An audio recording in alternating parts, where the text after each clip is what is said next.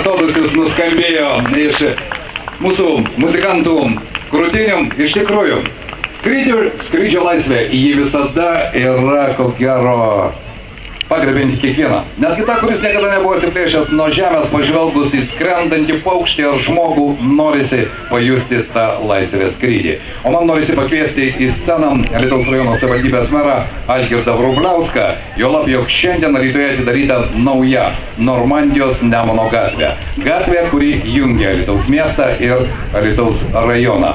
Gatvė, kurią važiuoja tiek miesto, tiek rajono svečiai. Gatvė, kuri nauja ir aš tikiuosi, jog iš tikrųjų naujas jos pavadinimas Normandija. Nemunas tai dar vienas taškas mūsų miesto ir mūsų rajono istorijoje. Prašau, gerbiamas merė.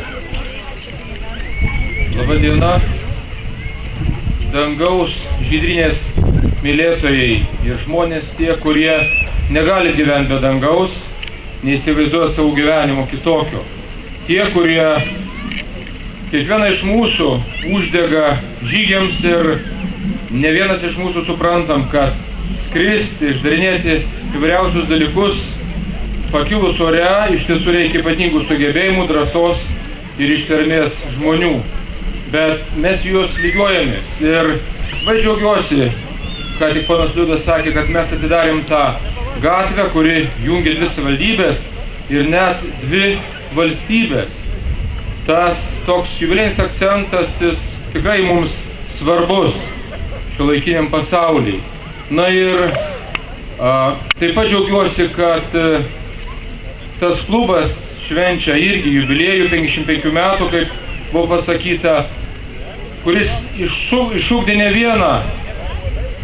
vieną pilotą, ne vieną skraidytoją, tiesiog kuris užugdė ne vieną asmenybę. Ir tie žmonės, man regis, ne tik tai Lietuvos padangę raižo, bet matyti ir